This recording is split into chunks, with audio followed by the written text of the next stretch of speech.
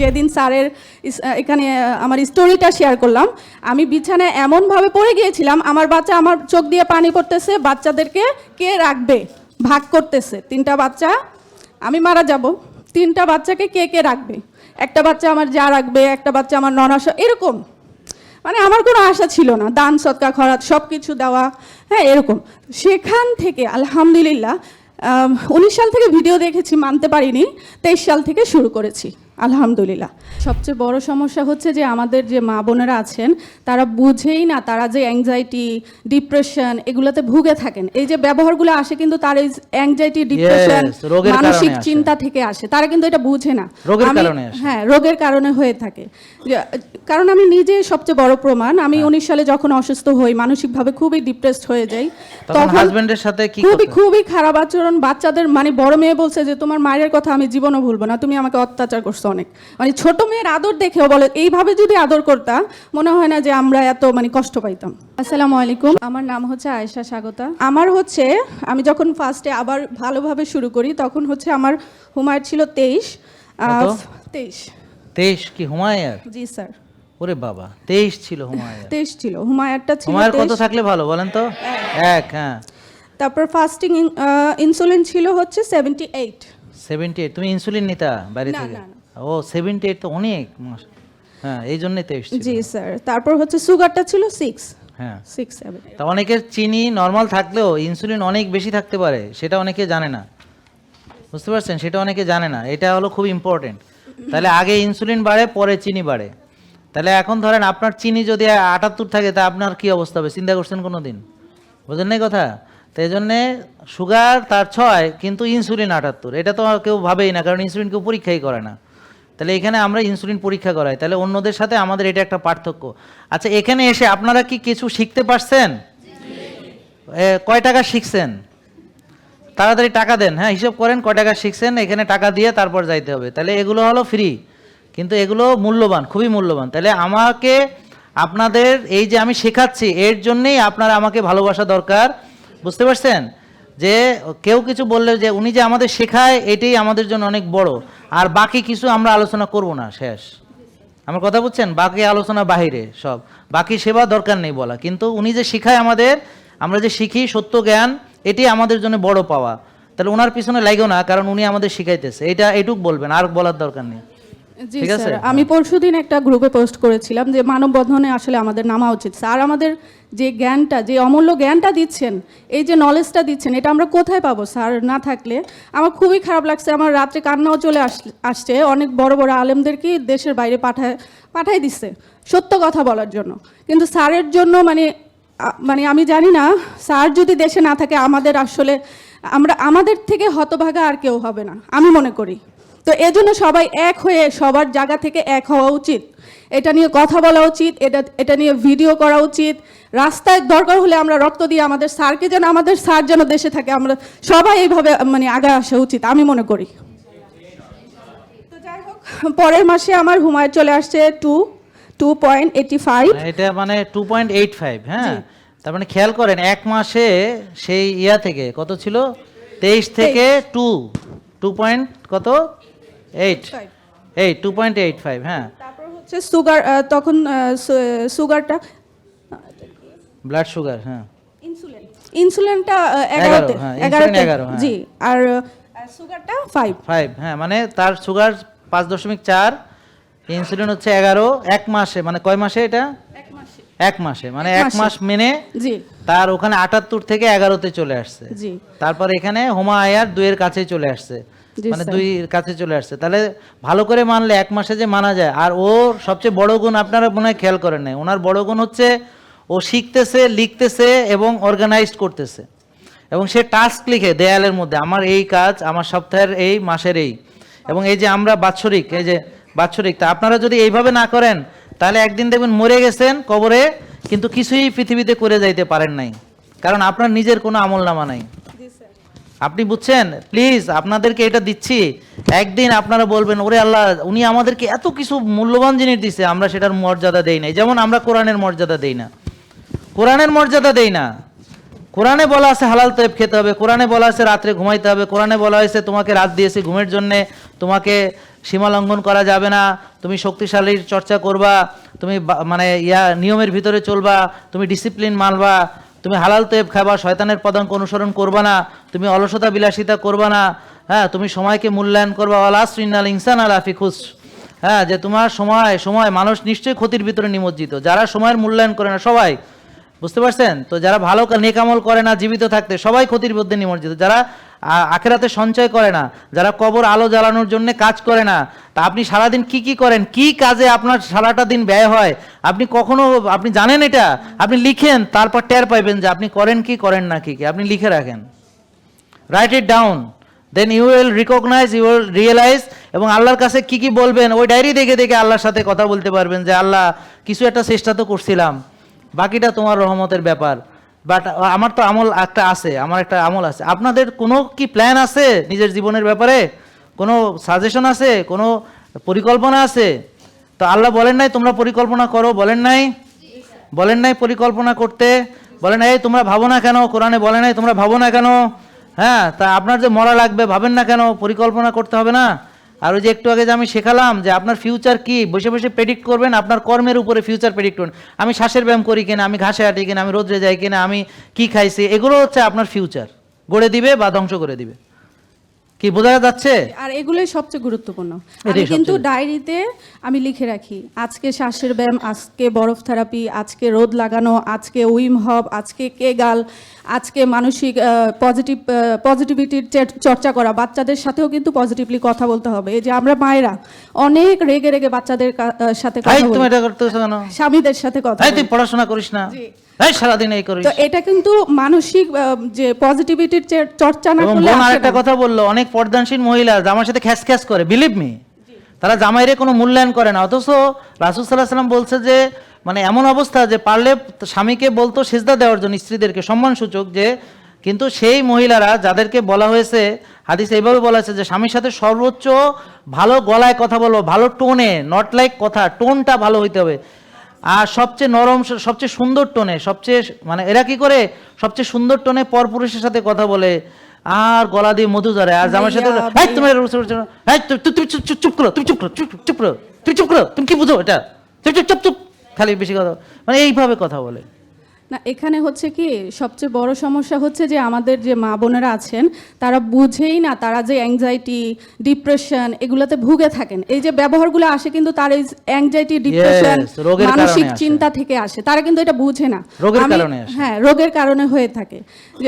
কারণ আমি নিজে সবচেয়ে বড় প্রমাণ। আমি 19 সালে যখন অসুস্থ হই, মানসিকভাবে খুবই ডিপ্রেসড হয়ে যাই, তখন হাজবেন্ডের সাথে কি খুবই খারাপ আচরণ। বাচ্চাদের মানে বড় মেয়ে বলছে যে তোমার মায়ের কথা আমি জীবনও ভুলবো না, তুমি আমাকে অত্যাচার করছো অনেক। মানে ছোট মেয়ের আদর দেখেও বলে এইভাবে যদি আদর করতাম মনে হয় না যে আমরা এত মানে কষ্ট পাইতাম। আমার বড় মেয়ের বছর 11 বছর, মানে আমি গায়ে প্রচুর হাত তুলতাম, মানে কোনো কিছু মাথা ঠান্ডা রেখে যে বলবো সেই মানে মেন্টালিটি ছিল না। আর মেয়ের কাছে ক্ষমা চেয়ে জি জি, মেয়ে কই আম্মু আসছে তোমার নাকি? কাছে না, আজকে আসতে চাইছিল, ভিডিও তো ঘুমাচ্ছে। দেখবে, বলো। আম্মু তোমার কাছে আমি খুবই আন্তরিকভাবে দুঃখিত, তোমার গায়ে আমি হাত তুলেছি, আমাকে ক্ষমা করে দিবা। ছোট মেয়েকে আমি ভালোবাসি, তোমাদেরকেও ভালোবাসি, অনেক ভালোবাসি। কিন্তু তখন ও সুস্থ হয়নি তো এই জন্য বোঝে না। আমি অসুস্থ ছিলাম, সবার সাথে, হাজবেন্ডের সাথে এত রাগারাগি করতাম, ইভেন শ্বশুর বাড়ির লোকদের সাথে, ননদ, দেবর, ভাসুর সহ কাউকে মানতাম না। আমার শাশুড়ি বলতো ও মানে ও একলাই 100, ও একাই 100। হ্যাঁ, আর হচ্ছে আমার ওই যে তামান্না জানে ফার্স্ট ডে যেদিন স্যারের এখানে আমার স্টোরিটা শেয়ার করলাম, আমি বিছানায় এমনভাবে পড়ে গিয়েছিলাম, আমার বাচ্চা, আমার চোখ দিয়ে পানি পড়তেছে, বাচ্চাদেরকে কে রাখবে ভাগ করতেছে, 3টা বাচ্চা, আমি মারা যাব, 3টা বাচ্চাকে কে কে রাখবে, একটা বাচ্চা আমার যা রাখবে, একটা বাচ্চা আমার ননাসা, এরকম। মানে আমার কোনো আশা ছিল না, দান সদকা খরাত সব কিছু দেওয়া, হ্যাঁ এরকম। সেখান থেকে আলহামদুলিল্লাহ 19 সাল থেকে ভিডিও দেখেছি, মানতে পারিনি, 23 সাল থেকে শুরু করেছি আলহামদুলিল্লাহ। সেখান থেকে আমি আজকে এইভাবে মানছি, এবং এমনভাবে মানছি যে স্যার কিন্তু এখানে আমাদের ডায়েরিতে দিয়ে দিয়েছেন শারীরিক, আর্থিক, সামাজিক, বুদ্ধিবৃত্তিক, তারপর হচ্ছে মানসিক, পেশাগত, এই যে 8টা বিষয়, এই বিষয়গুলো যদি আমরা না লিখি আসলে আমরা আমাদেরকে ইমপ্রুভ করতে পারবো না, এটা আমার কাছে মনে হয়। তারপর হচ্ছে এটার পাশাপাশি আমাদের মহিলাদের, মা বোনদের কিছু রোগ আছে, মনের রোগ, গীবত, চগলখুরি, তারপর হিংসা জমিয়ে রাখা, ক্ষোভ জমিয়ে রাখা, এগুলো কিন্তু বড় ধরনের রোগ। আসলটাই তো বললো না, জেলাসি। জেলাসি। জেলাসি আলাদা, হ্যাঁ, হিংসা হচ্ছে কি- জেলাসি আলাদা। জি জি, আলাদা, পুরোটাই আলাদা, পুরোটাই আলাদা। তো যখন থেকে দেখলাম আমার মা বোনদেরকে দিনের দাওয়াত দিতে দিতে দেখলাম যে 99% বোনেরা আমার অসুস্থ। কেন? কারণ তাদের মনের রোগগুলোই বেশি, তাদের গীবত বেশি, তাদের হিংসা বেশি, তাদের জেলাসি বেশি, তাদের হচ্ছে প্রচুর তারা চগলখড়ি করে। মানে আমি এখন বলে আসছি, আমি নিজেও করতাম। সত্যি কথা, আমার শাশুড়ির কথা, ননদের কথা বলে ফেলছি, মায়ের সাথে, খালার সাথে। এখন এতটাই নিজেকে ম্যানেজ করা শিখেছি স্যারের লাইফস্টাইল মেনে, অথচ তখন কিন্তু আমি মাদ্রাসা পড়েছিলাম, আমি জানতাম কি করলে কি হয়, বাট এগুলো ম্যানেজ করা আমি শিখি নাই। তারপর যখন এই লাইফস্টাইলে আসি, সব কিছু আমি বুঝতে পারি, আল্লাহ, এগুলো তো যখন তাফসির পড়ি, এগুলো তো আসলে আমাদের রোগ, অনেক বড় রোগ। এটা থেকে আমার ডিপ্রেশন, এটা থেকে আমি মানসিক রোগী, এটা থেকে আমি অসুস্থ। তাহলে বোনেরা, যদি আপনারা এগুলো চিন্তা না করেন, আসলেই বিছানায় পড়ে যাবেন এই রোগ থেকে। আপনাকে বিছানায় ফেলে ডাক্তার, এগুলো কোনোদিনও ডাক্তার ভালো করতে পারবে না, কোনোদিনও না। এই হচ্ছে আমার বিষয়। তো এই ডায়েরিটা সবাই মেনটেন করবেন, আমি চেষ্টা করছি। আর একটা জিনিস হচ্ছে প্রতিহিংসা। হ্যাঁ, আপনারা খুব প্রতিশোধ পরায়ণ হন, আপনারা হয়তো বুঝেন না। কারণ হচ্ছে যে মানে ও এটা কেন করলো, এটার আমি একটা সুযোগ পাইলে আমি এটা করব। বিশেষ করে হাজবেন্ডের সাথে বেশি করে এটা, যে একটা প্রতিশোধমূলক। হ্যাঁ, ক্ষমা দেখা করতে- গেল যে হাজবেন্ড আসছে মিউচুয়াল করার জন্য, কিন্তু ও এটা পুষে রাখছে, কয় তোরে দেখে নিমু আমি, তুই যে আমারে কষ্ট দিছিলি না, আমি সুযোগ পাই, এটা আমি তোরে আমি ছাড়ুম না। ব্যাপারটা বুঝছেন? কোনোদিন ক্ষমা নাই। ক্ষমা আল্লাহ করে, ক্ষমা সবাই করে, কিন্তু ক্ষমা তারা করতে পারে না। আসলে আমিও করতাম না। এখন স্যারের লাইফস্টাইল যখন থেকে মানা শুরু করছি, হয়তো হাজবেন্ড জানে, ভয়ে আমার কাছে বলে নাই যে এই কথাটা শুনলে আমার ওয়াইফ রেগে যাবে, বাট আমি শুনছি, তারপর বলছি ভালো করছো, এটা তো তুমি কি আগের স্বাগতা, মানে আমার হাজবেন্ড বলে এরকম আর কি, যে এত যারা কাজ- আপনারা বউ চেঞ্জ করতে চান, যে কে লাইফস্টাইল ফলো করেন, মানে বুঝেন না, ওর হাজবেন্ড বলতেছে তুমি কি আগে সেই, মানে এই যে ও চিৎকার চেঁচামেচি করতো, আর রাগারাগি সবচেয়ে করতো। সবচেয়ে বড় কথা আমি এখানে বলে যাই, আমার হাজবেন্ড ঘাসে হাঁটে, সেও একজন হাফেজ আলেম মানুষ। তো আলহামদুলিল্লাহ। উনি হচ্ছে যে কি করতো, মানে রাত 3টা বাজেই ওঠার অভ্যাস, তাড়াতাড়ি আমাদের আগে থেকেই শোয়ার অভ্যাস। কিন্তু কেন আমরা রোগী হচ্ছি বুঝতাম না। ওই যে 3 বেলা ভাত, আমরা 3 বেলা ভাত সয়াবিন খাচ্ছি, তেল। সয়াবিন তেল খেয়েছি, খেয়ে শুয়ে গিয়েছি। আমার শ্বশুর হচ্ছে আমেরিকান স্কুলে জব করতেন, কঠোর পরিশ্রম, 35 বছর আমেরিকার রাষ্ট্রদূতের পুরস্কার দিয়ে গিয়েছেন, অথচ তার হাড়ে ব্লক পড়তে হয়েছে, মানে রিং গবেষণা রিং পড়তে হয়েছে গবেষণা করে। মানে আমরা চিন্তা করে দেখলাম যে কেন, আমাদের শ্বশুর তো অনেক পারিশ্রমিক ছিল, ওই যে খেয়ে ভাত খেয়ে, গরম ভাত খেয়ে 10টা বাজে দুধ খেয়ে ডাইরেক্ট শুয়ে যেত। সে তো তা আর্লি শোয়, কিন্তু ভাত খেয়েই শুয়ে যেত। এবং খুব খারাপ একটা জিনিস, দুধকে সবাই মনে করে যে খুবই ভালো একটা পবিত্র খাবার, পবিত্র খাবার। এবং ইমামরা আলেমরা, কারণ যে রাসূল সাল্লাল্লাহু আলাইহি ওয়াসাল্লামের দুধ দেওয়া হয়েছিল, এই জন্য ওইখান থেকে তারা এটাকে মিলাইছে। কিন্তু আপনি যে এখনকার যে দুধটা আপনি খাচ্ছেন, আর ওই দুধ জান্নাতে যেটা তাকে দেওয়া হয়েছিল, ওইটা এক না ভাইয়া। হ্যাঁ, এটা সেটা গেল, কিন্তু ওইটার এটা এক না। আর একটা হচ্ছে যে আপনার যদি ইনসুলিন রেজিস্ট্যান্স থাকে, তো রাসূল সাল্লাল্লাহু আলাইহি ওয়াসাল্লাম ইনসুলিন রেজিস্ট্যান্স মনে হয় ছিল না, আমি শিওর যে ছিল না, কারণ উনি তো কোরআন হাদিসের আলোকে, মানে কোরআনিক জীবন, তাহলে কোরআনিক জীবনে ইনসুলিন রেজিস্ট্যান্স থাকার কোনো সুযোগ নেই। এবং বোন আরেকটা কথা বলেছে, এটা খুব ইম্পর্টেন্ট, যদিও আজকে আরও অনেকের কথা আমাদের শোনার কথা ছিল, কিন্তু ওনারটা এতই গুরুত্বপূর্ণ যে আমি অন্যদেরকে এই মুহূর্তে করতে পারছি না। সেটা হলো, এখান থেকে আমাদের অনেক কিছু শেখার আছে, এই জন্য অন্য কিছু না। সেটা হলো যে মেয়েদের বেশিরভাগ রোগ হচ্ছে মনের ভিতর থেকে আসে, কারণ প্রদাহটা তাদের ভেতর থেকে আসে, ওই যে ইমোশনগুলো।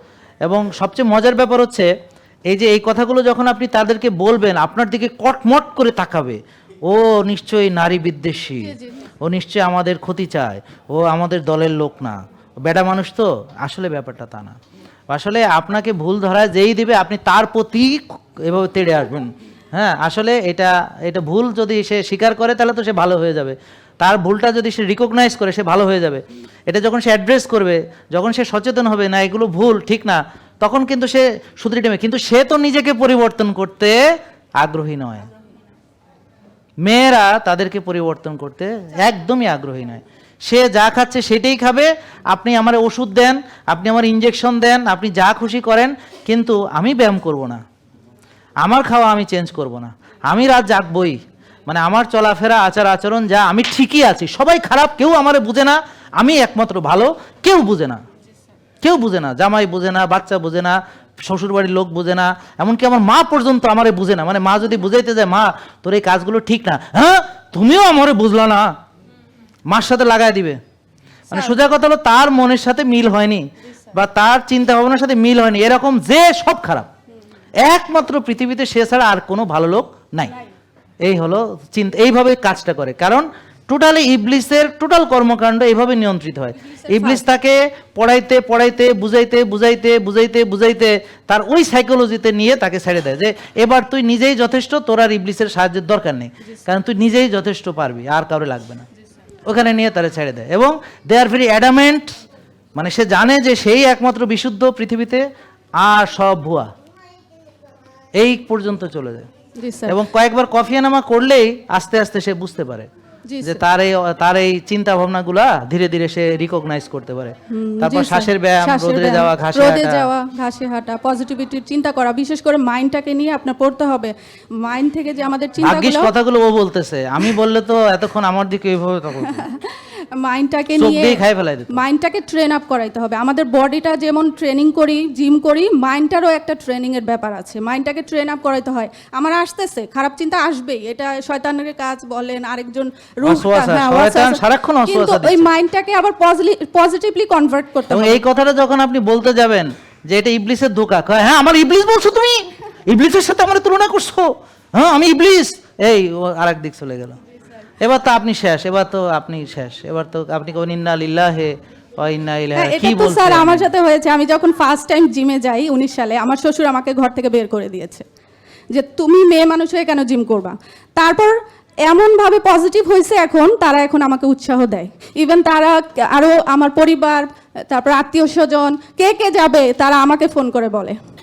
এই যে আরেকটা ট্যাবু যে পর্দানশীল বলে না কেন জিমে যাবে না। আমাদের জিমটা এখন আলহামদুলিল্লাহ আলাদা, সম্পূর্ণ আলাদা। স্যারের জিমে কোনো মিউজিক নাই, কোনো মিউজিক নাই, ছবি তারপর নাই, ছবি নাই, কোনো পোলাপান খুব নাই, শুধু সুন্দর মেয়ে পরিবেশ। আলাদা, ছেলে সম্পূর্ণ আলাদা। খুব সুন্দর।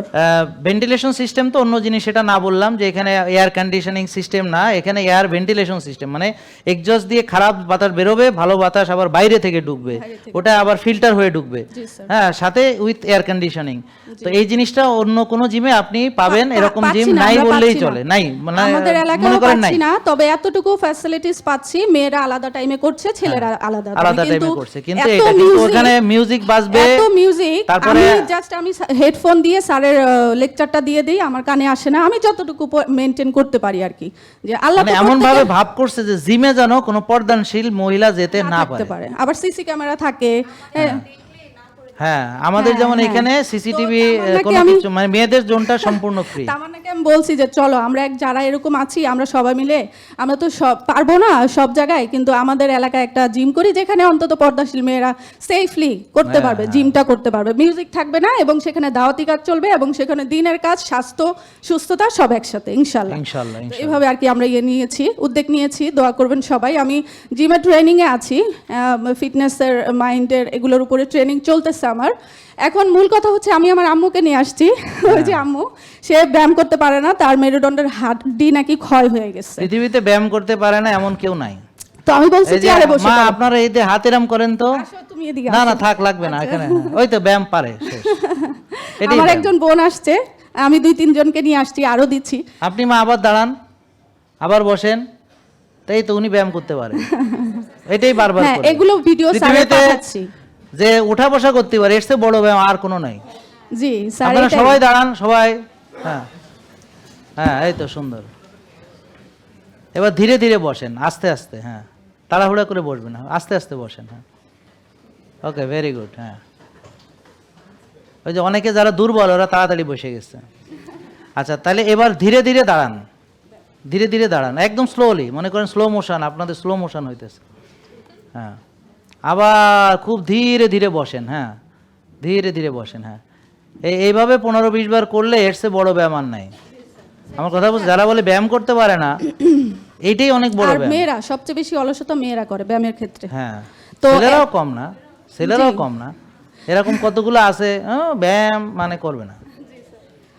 আচ্ছা, এখন আমি যেটা করি একদম আমার টার্গেট থাকে যে আজকে আমি কতজনকে সুস্থতার দাওয়াত দিব। আজকে নাম লিখে নাম্বার লিখে হয় আমি তাকে সরাসরি যেয়ে বলি, না হয় আমি ফোনে বলি আজকে 5 জন কালকে 10 জন, এভাবে করে করে আমি দাওয়াত দিচ্ছি। এখন দাওয়াতি কাজে কয়জন আসছে এই পর্যন্ত? এই পর্যন্ত স্যার আমার কয়েকবারই 3 জন 4 জন করে আসছে, আজকে তো 3 জন আসছে। না না তা না, টোটাল তোমার কয়জনকে দাওয়াত দিছো? লিখে রাখছি, টোটাল আমার প্রায় 300-র কাছাকাছি দাওয়াত দিছো। জি। তার ভিতর দাওয়াত গ্রহণ করছে কয়জন? দাওয়াত গ্রহণ করেছে আলহামদুলিল্লাহ 20 জন। মাশাআল্লাহ মাশাআল্লাহ। তাহলে আমরা দেখলাম যে 10% হলে 30 জন গ্রহণ করতো আর কি। হ্যাঁ, তাহলে 10%ও না, 10%-এর কম। তাহলে ভালো কাজে মানুষ বেশি পাওয়া যায়, তাই না? না, অবশ্যই অবশ্যই। ভালো কাজে মানুষ বেশি পাওয়া যায় না। যদি শয়তানি কাজ হইতো 300 জনই গ্রহণ করতো। জি স্যার। বুঝলেন না, 300 জনই গ্রহণ করতো। এমন হয় আলহামদুলিল্লাহ, হ্যাঁ, মাশাআল্লাহ। বোনের 55 জন হয়েছে। আলহামদুলিল্লাহ মাশাআল্লাহ। এরকমও হয় যে আমি বলি অনেকে অনেকে এখানে একটা ধারণা থাকে না যে স্যারের প্রোডাক্ট এক্সপেন্সিভ, স্যার প্রোডাক্ট বিক্রি করার জন্য, এগুলা হচ্ছে যে একদমই ভুল একটা ধারণা। আমি বলি কি আপনি ফ্রিগুলো মানেন, ফ্রিগুলো করেন, রোজা রাখেন, শ্বাসের ব্যায়াম করেন। আপনাকে আমি বলবো না যে প্রোডাক্ট কিনেন, আপনি রোজা রাখেন, শ্বাসের ব্যায়াম করেন, ঘাসে হাঁটেন। প্রোডাক্ট না কিনলে ব্যবসা হবে? কি বলো না, প্রোডাক্ট কিনতে বলো। আসলে এরা 19 সালে যারা আমাকে চিনে, হ্যাঁ, ওরা জানে যে এই প্রোডাক্টগুলো আপনাদের অনুরোধে আনা হয়েছিল। কেন? কারণ যখন বলা হয়েছে যে আমি তো স্যার এই যে সায়েন্টিফিক্যাল এক্সট্রাকশন, এই মেডিসিনাল কোকোনাট তো কোথাও পাইতেছি না, তা আপনি বলতেছেন এটার উপকারিতা আমি কোথাও পাইতেছি না, তো পরে বললো যে স্যার আপনি নিজে আনলে তাহলে আপনারা যেহেতু আমরা বিশ্বাস করি সেই কারণে আমরা পরে আনছি। তো এটা দেখেন বিশ্বাস না, এই ধরনের বিশ্বাস আপনাদের অনুরোধে আনা হয়েছে। জি জি, আমাদের অনুরোধেই স্যার আনছেন। জি, বাহিরের খাবার একদম সাথে সাথে পেট খারাপ করে দেয়। আর এখান থেকে যেগুলো খাচ্ছি আর অনেক দিন যায়। আমার এই যে জানুয়ারি মাসে স্যারের নারকেল তেল, তারপর হচ্ছে যে অলিভ অয়েল, এগুলো এখনো আছে 4 মাস, অর্ধেক হয়েছে। আমি 1 চামচ একদিন পর পর খাই, ভালো জিনিস কম খাই। আলহামদুলিল্লাহ আমার এখনো আছে, 4 মাস হয়ে গিয়েছে। সো আসলে প্রত্যেকটা বিষয় মাইন্ডসেট, হ্যাঁ, আমাদের মাইন্ডসেটটাকে গ্রো করতে হবে, আমাদের মাইন্ডের উপরে ওই যে বললাম না কাজ করতে হবে। ঠিক আছে, অনেক ধন্যবাদ, থ্যাংক ইউ তোমাকে। আরেকটা জিনিস স্যার, আরেকটা জিনিস বলে যাই, আমার 2 মাসে ওয়েট কমেছে 11 কেজি আলহামদুলিল্লাহ। আর সবচেয়ে বড় অ্যাচিভমেন্ট হচ্ছে আমার ছোট বাচ্চা, 5 বছরের বাচ্চা, ও আমার সাথে বরফ থেরাপি করে, রোদে বসে, ঘাসে হাঁটে। আর যখন আমি ভুলে রেগে যাই, আমার বাচ্চা বলে আম্মু শ্বাসের ব্যায়াম নাও, এরকম করো। বাচ্চা এখন মারে শিখাইতেছে। ও আমাকে বলতেছে আম্মু তুমি রেগে যাচ্ছ, শ্বাসের ব্যায়াম করো। হ্যাঁ, এরকম। তো ও বাচ্চাদের একটা গুণ কি, ওরা দ্রুত সঠিকটা শিখতে পারে। জি জি জি। তো এইটা হচ্ছে আমার সবচেয়ে বড় অ্যাচিভমেন্ট। বড়গুলাকে এখনো আমি ওইভাবে পারি নাই, দোয়া করবেন সবাই আমি যেন পারি। অনেক ধন্যবাদ, আর আমার জন্য সবাই দোয়া করুন। আসসালামু আলাইকুম। ওকে। জেকে লাইফস্টাইল, ওষুধ মুক্ত সুস্থ জীবন।